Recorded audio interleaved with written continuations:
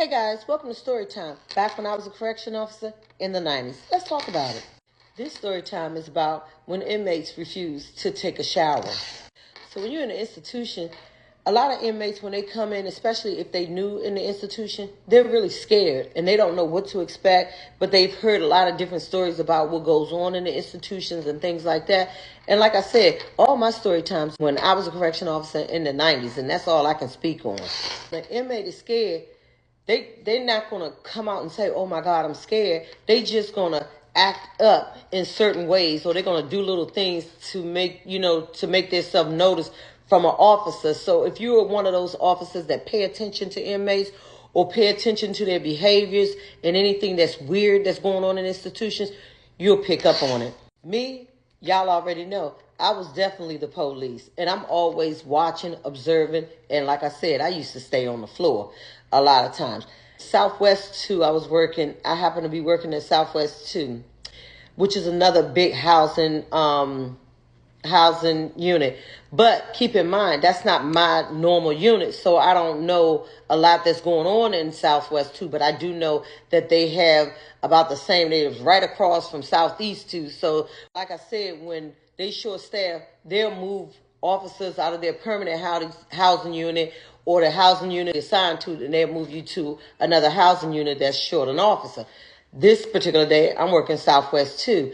And I noticed that a couple of inmates kept coming up to me like, man, officer, whoop-de-whoop, you need to tell, dude, he need to take a shower. Like, I mean, he got the whole dorm smelling like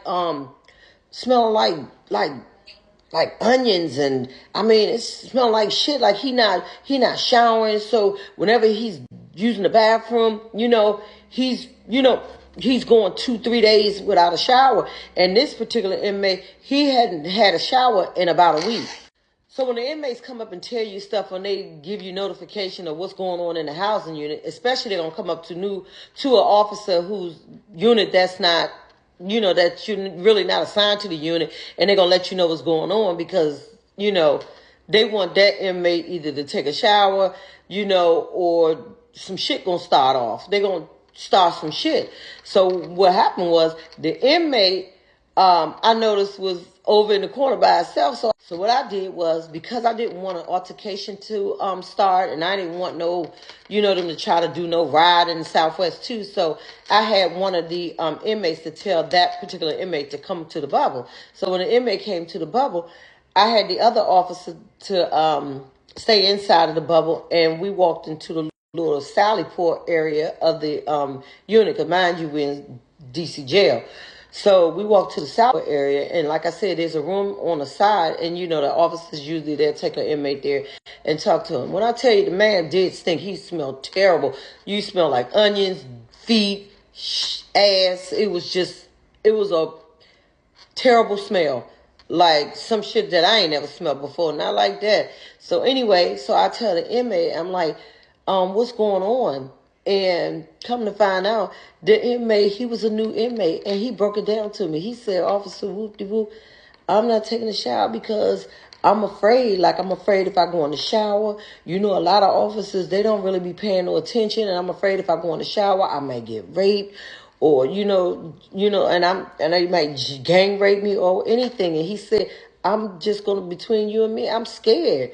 And what I was trying to do was, I figured if I stay shitty and dirty and don't take a shower, that they'll put me on administrative segregation and move me to the it's like a PC block, but he'll be on like administrative segregation where all of the inmates on, like I said, North 2 are locked down, so they can only come out one at a time. You can't have them all out at the same time. And then that's what he really wanted. But instead of just coming out saying that, he was scared. And he was scared because, like I said, some of these officers, they some backstabbing motherfuckers.